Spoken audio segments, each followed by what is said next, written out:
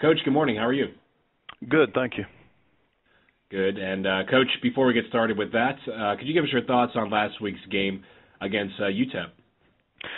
Well, it was a huge win for our program. We haven't won that game in 8 years, and it's the first time since 2002 we've won both rival games, being the University of New Mexico and UTEP. So great accomplishment for our seniors. It was a great college atmosphere, huge crowd. Thought our team really played with a physical nature that we needed to against the UTEP team. They're a very physical team themselves, and just a really good way for us to wrap up those two rival games. Hey, Coach, let me see here. Your next opponent is Arkansas coming up. Your thoughts on Arkansas as you head into this week?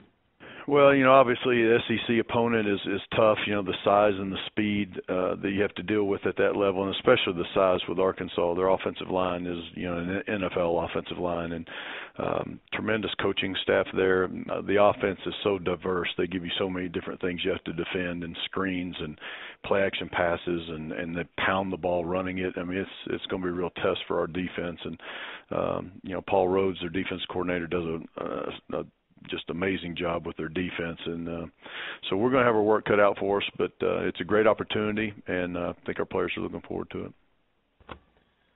Thanks, Coach. Our first questions come from Bob Holt with the Arkansas Democrats-Gazettes. Hey, Coach, how you doing today? Good, Bob. How are you?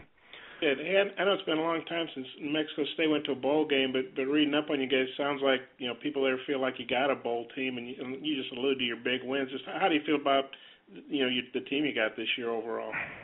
Well, people probably ought to pump the brakes on the bowl a little bit. We got a long way to go, but I think the biggest difference for us is we're not playing true freshmen for the first time. We had to rebuild a program here. When we took over, we only had 61 players on scholarship. So this is the first year that we've been able to get back up to a normal number of scholarship players and have some experienced players. So the biggest difference really with us is that all of the guys that are playing for us have got a lot of experience, and they're older guys for the first time. But I do think we've got a chance to compete in the conference, and it's the best team we've had since we've been here. And speaking of older guys, I guess if I read this right, Tyler Rogers, you got a medical red shirt back on him. How big was it to get him back? How's he been playing for you?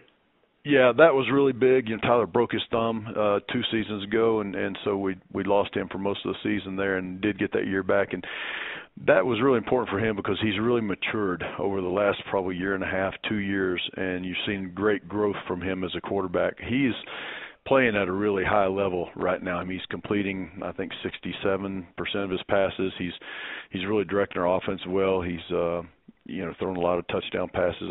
He's just really playing well for us right now. He's getting us in and out of bad plays. I think he's playing the best football he's played. Now, having said all that, he hasn't seen the defense like we're getting ready to see Saturday, so it'd be another big test for him. I know Larry Rose is he's knocking on the door of 4,000 yards. Not too many guys do that. What would you say about his career and how he's playing? Yeah, Larry's had a tremendous career. He started ever since he was a true freshman. He was our newcomer of the year that year in the Sun Belt Conference, and he was the player of the year in the Sun Belt Conference as a sophomore. Larry missed about 6 games last year with a hernia surgery they had to have during preseason camp, and so that really slowed him down last year. But he's a dynamic player. He could play at any level. I mean, he really has a great job making people miss. He's an excellent receiver out of the backfield. He's a guy that's getting a lot of attention from NFL scouts. And I think I read this. You guys have 12 sacks. It sounds like you're really getting after the quarterback. What would you say about your sack totals and just how's your defense played? Yeah, we've played better than what we've played in the past, and we've already surpassed our sack total from all of last year. And we're bringing a lot more pressure than we have in the past. I think Coach Spaziani is our defense coordinator, who was the defense coordinator and head coach at Boston College for years and years, and got a lot of experience and excellent coach. I think what he's done is he's putting our players in a position to succeed. We don't have the biggest guys in the world. We're going to be outmanned quite a bit with Arkansas, so we've got to be able to move and change gaps and do things like that to give our kids a chance. And I know on paper you guys are an underdog, but you went into Arizona State and looks like you gave them all they wanted. Just how do you approach a game like this where you're an underdog, but you guys, like you say, probably your best team you've had there? Yeah, again, I mean, Arkansas would beat Arizona State pretty good, I think, just the size-wise and the strength. So it's like comparing apples and oranges. I think our guys are excited about playing this game. We've played a lot of SEC teams over the years. We played Texas A&M and Kentucky last year. So I mean, we've been in this arena before, and we played Kentucky pretty good. We weren't close to Texas A&M, so it's going to be a challenge. But I think our guys, they get excited about this. They like to prove that they could play at that level, and it's an individual challenge for each of them. Do you think that helps that you've been in these big arenas or big stadiums and stuff? Plus, it's going to be 11 a.m. game. Do you think maybe that helps because the Arkansas fans maybe won't be as rowdy? Yeah, right. Anything that'll help keep them from calling Suey Pig will be good. I thought it definitely helps that we've been in these games before. We've been in big stadiums. We all of our guys have done this, and again, we don't have freshmen playing, so all of our guys have the experience of doing that. So that's definitely a help.